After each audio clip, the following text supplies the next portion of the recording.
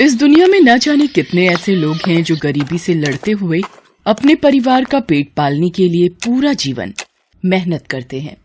लेकिन इंसान में अगर शिद्दत हो तो उसका हर सपना जरूर पूरा होता है। मालती और उसकी बेटी प्रीति की ये कहानी भी यही बताती है। मालती की शादी राजेश के साथ हुई थी। दोनों खुशी से रह रहे थे। एक दिन मालती राजेश से कहती है, सुनिए जी, कल अपनी प्रीति 1 साल की हो जाएगी। उसका पहला जन्मदिन है कल। अरे हाँ, अच्छा हुआ जो तुमने याद दिला दिया। मैं तो भूल ही गया था। शाम को चलेंगे बाजार, कुछ अच्छा सा खरीद लेना उसके लिए। अच्छा तो मैं चलता हूँ, खेत जाने के लिए देर हो रही है। जी ठीक है। राजेश खेत के लिए निकल जाता है। वो मन ही मन बहुत खुश था। अपनी बेटी प्रीति का जन्मदिन वो अच्छे से मनाना चाहता था, मगर भगवान को तो कुछ और ही मंजूर था। उसी दिन खेत में काम करते वक्त एक जहरीले सांप ने राजेश को काट लिया। जहर की वजह से राजेश ने अपने खेत में ही दम तोड़ दिया। मालती के लिए ये बहुत बड़ा झटका था। 1 साल की छोटी सी प्रीति की पूरी जिम्मेदारी अब मालती पर आ गई थी। मालती को जब कोई रास्ता नजर नहीं आया तो भगवान के सामने हाथ जोड़कर बोली, हे भगवान, ये क्या किया आपने? अब हम किसके सहारे जिएंगे? मैं कैसे अपनी बच्ची को पालूंगी? भगवान कैसे? मालती भगवान से सवाल तो पूछ रही थी, मगर वो जानती थी कि इन सवालों के जवाब उसे खुद ही ढूंढने थे। उसने हिम्मत नहीं हारी और काम की तलाश में वो प्रीति को लेकर शहर आ गई। शाम होने को थी, तभी उसने एक लंबी सी गाड़ी को अपनी तरफ आते देखा। फिर अचानक वो गाड़ी एक बंगले की तरफ मुड़ गई। बंगले का गेट गाड़ी के लिए खोल दिया गया। मालती ने झांक कर देखा तो बंगला काफी बड़ा था। मालती को एक उम्मीद मिली। काम और आसरे की उम्मीद लिए मालती गाड़ी के पीछे पीछे बंगले के अंदर चल दी। उसने देखा कि गाड़ी से पहले एक पुलिस का जवान उतरा। फिर उसने कार के पीछे का दरवाजा खोला तो उसमें से एक रौबदार महिला उतरी। तभी पुलिस के जवान की नजर मालती पर पड़ गई। उसने गुस्से से पूछा, ए, कौन है तू? कहाँ घुसी चली आ रही है? जवान की डांट सुनकर मालती घबरा गई और वो वापस जाने लगी। तभी उस महिला ने मालती को आवाज लगाई और कहा, सुनो, रुको, इधर आओ। क्या नाम है तुम्हारा? जी, मैं मेरा नाम मालती है। मैं तो बस कुछ काम ढूंढ रही थी। आपके बंगले में नौकरी मिल सकती है जी? हाँ, क्यों नहीं। मैं कल ही इस बंगले में शिफ्ट हुई हूँ तो घर का काम करने के लिए कोई तो चाहिए होगा। आओ, मेरे साथ आओ। वैसे मेरा नाम सुहासिनी है। सुहासिनी ने पुलिस के जवान से सर्वेंट क्वार्टर का ताला खोलने के लिए कहा और फिर मालती से कहा, ठीक है मालती, तुम यहाँ रह सकती हो, लेकिन रुको, ये प्यारी सी गुड़िया कौन है तुम्हारी गोद में? क्या नाम है इसका? जी, ये मेरी बेटी है, प्रीति। ओले मेरी गुड़िया, आप तो बड़े प्याले हो। सुहासिनी का इतना अच्छा बर्ताव देखकर मालती की आंखें भर आई। उसने सुहासिनी से कहा, मेम साहब, भगवान करे आप और बड़ी अफसर हो जाओ। मालती की बात सुनकर सुहासिनी मुस्कुराई। पास ही खड़ा जवान जोर से हंसने लगा और मालती से बोला, बड़ी अफसर मतलब? मैडम इस जिले की कलेक्टर हैं, IAS सुहासिनी पांडे। उनसे बड़ा कोई नहीं यहाँ। जवान की बात सुनकर मालती दंग रह गई। कलेक्टर होने के बावजूद इतनी सादगी, घमंड का नामो निशान नहीं था सुहासिनी में। अब तो मालती के दिल में सुहासिनी के लिए इज्जत और बढ़ गई। धीरे धीरे वक्त बीतता गया। मालती सुहासिनी के बंगले का पूरा ख्याल रखती, घर का सारा काम करती और साथ ही वो अपनी बेटी प्रीति का भी अच्छे से ख्याल रख पा रही थी। सुहासिनी भी मालती के काम से बहुत खुश थी। एक दिन जब सुहासिनी प्रीति के साथ खेल रही थी, तब मालती ने बड़ी हिम्मत करके उससे पूछा, मेम साहब, एक बात पूछूं, आपने अब तक शादी क्यों नहीं की? हाँ, मैंने जिससे शादी करनी चाहिए वो किसी और का हो गया, तो बस अब ऐसे ही जिंदगी गुजार रही हूँ। लेकिन खुश हूँ। आंखों में नमी लिए सुहासिनी हल्का सा मुस्कुराई और वहां से चली गई। मालती ने तय किया कि वो दोबारा कभी इस बारे में सुहासिनी से बात नहीं करेगी और उसका दिल नहीं दुखाएगी। एक दिन सुहासिनी जब ऑफिस से लौटी तो उसके हाथ में कुछ खिलौने और पेंसिल कॉपी थी। सुहासिनी ने आवाज लगाई, अरे प्रीति, कहाँ है मेरी गुड़िया? देखो तो आंटी आपके लिए क्या लाई हैं। सुहासिनी प्रीति से बहुत प्यार करने लगी थी। प्रीति भी सुहासिनी की आवाज सुनते ही सब कुछ छोड़कर उसकी तरफ भागी चली आई।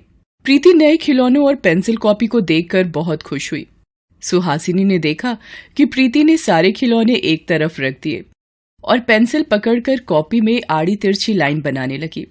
उसे ऐसा करता देख सुहासिनी को बहुत अच्छा लगा और मालती से बोली, लो मालती, देख लो, तुम्हारी राजकुमारी ने खिलौने छोड़कर पेंसिल पकड़ ली है। मालती, तुम बिल्कुल परेशान मत होना। मैं वादा करती हूँ कि प्रीति जहां चाहेगी और जब तक चाहेगी मैं पढ़ाऊंगी इसे। इसकी पढ़ाई लिखाई की सारी जिम्मेदारी मेरी। ये कहकर सुहासिनी वहां से चली गई और मालती उसे कुछ कह ही नहीं पाई। उसके लिए तो सुहासिनी भगवान का रूप लेकर आई थी। धीरे धीरे वक्त गुजरता गया और प्रीति बड़ी होने लगी। सुहासिनी उसकी पढ़ाई का सारा खर्च उठा रही थी। इसके अलावा जब भी उसे वक्त मिलता वो खुद भी उसे पढ़ाती। देखते ही देखते प्रीति ने पहले 12वीं में टॉप किया और फिर कॉलेज में भी। लेकिन उस दिन की बात ही कुछ अलग थी। सुहासिनी की गाइडेंस में प्रीति ने यूपीएससी की परीक्षा बहुत अच्छी रैंक के साथ पास कर ली थी। रिजल्ट आने के बाद प्रीति की खुशी का ठिकाना नहीं था। आंटी, आंटी, माँ, कहाँ हो आप दोनों जल्दी आओ।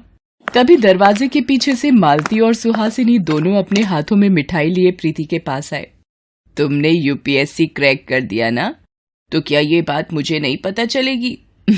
मेरी गुड़िया रानी, I am proud of you. Malti की आंखों में आंसू थे। उसे मिठाई खिलाई और फिर सुहासिनी के पैरों में गिर पड़ी। मेम साहब, मैं कैसे आपको शुक्रिया अदा करूं? आप भगवान हो हमारे लिए। आज के जमाने में इतना कौन सोचता है किसी के लिए।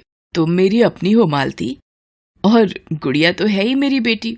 चलो अब एक काम करो, जल्दी से तुम दोनों तैयार हो जाओ, तुम दोनों के लिए एक सरप्राइज है। सुहासिनी मालती और प्रीति को कार में बैठाकर निकल पड़ती है। रास्ते में प्रीति सुहासिनी से पूछती है, हम कहाँ जा रहे हैं आंटी? आज मैं तुम्हें अपना असली घर दिखाने ले जा रही हूँ। अच्छा, सच्ची? आज तक तो आपने कभी इस बारे में कुछ नहीं बताया। सुहासिनी मुस्कुरा देती है और कुछ नहीं कहती। थोड़ी देर बाद कार एक बड़े से बंगले के सामने पहुंच जाती है। वो तीनों कार से उतरते हैं। मालती और प्रीति बंगला देखकर हैरान रह जाते हैं। उस बंगले में सिर्फ एक बुजुर्ग महिला रहती थी, जिन्हें देखते ही सुहासिनी का चेहरा खिल उठा। वो खुशी से बोली, माँ, कैसी हैं आप? मैं अच्छी हूँ बेटा, तुम कैसी हो? इस बार बड़े दिन लगा दिए आने में। हाँ माँ, एक जरूरी काम में लगी थी। सभी लोगों ने मिलकर खाना खाया और थोड़ी देर रुकने के बाद वहाँ से जाने लगे। सुहासिनी ने बुजुर्ग महिला के कान में कुछ कहा, जिसके बाद उन्होंने प्रीति के सिर पर हाथ रखकर उसे आशीर्वाद दिया। फिर तीनों उस बंगले से बाहर आ गए। कार में प्रीति ने सुहासिनी से पूछा, आपकी मम्मी कितनी अच्छी है आंटी, और आपने कभी बताया नहीं कि आपका असली घर इतना बड़ा है। सुहासिनी ने प्रीति की बात का कोई जवाब नहीं दिया। जब कार बंगले से बाहर निकली तो प्रीति ने गौर किया कि बंगले के बाहर लगी नेम प्लेट पर लिखा था तृप्ति सिंह और नीचे लिखा था रिटायर्ड आईएएस। प्रीति ने नेम प्लेट पढ़ते ही सुहासिनी से पूछा, आपकी मम्मी भी आईएएस ऑफिसर थी आंटी, आपने बताया क्यों नहीं आज तक? वाह, बेटी भी आईएएस और मम्मी भी आईएएस, क्या बात है। सुहासिनी खामोश थी और मालती हैरान। उसकी समझ में कुछ नहीं आ रहा था। कुछ देर बाद सुहासिनी ने कार को एक गांव के पास रुकवाया और एक टूटी फूटी झोपड़ी की तरफ इशारा करते हुए कहा, प्रीति, वो है मेरा असली घर। यहाँ मैं अपनी माँ के साथ रहती थी। मेरे बाबा मेरी माँ और मुझे छोड़कर चले गए और मेरी माँ मुझे लेकर शहर आ गई। तृप्ति मैडम ने हमें खाना दिया, सहारा दिया और मुझे पढ़ाया लिखाया।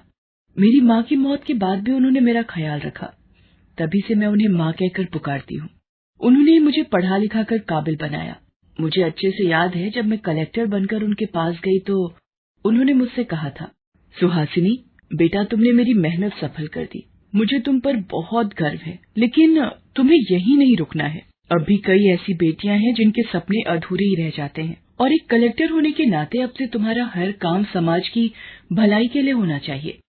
उनकी वो सीख मैंने हमेशा याद रखी और हमेशा ये कोशिश की कि कभी किसी बेटी के सपने अधूरे ना रहें। मुझे पूरी उम्मीद है कि तुम भी अपने जीवन में हमेशा ये सीख याद रखोगी बेटा। जी आंटी। नहीं माँ, मैं हमेशा आपकी बात याद रखूंगी माँ। मालती और प्रीति की आंखों में आंसू थे और मन में सुहासिनी के लिए बहुत इज्जत। तो वहीं सुहासिनी के चेहरे पर सुकून था, मानो एक बहुत बड़ी जिम्मेदारी पूरी कर दी थी उसने। Thanks for watching.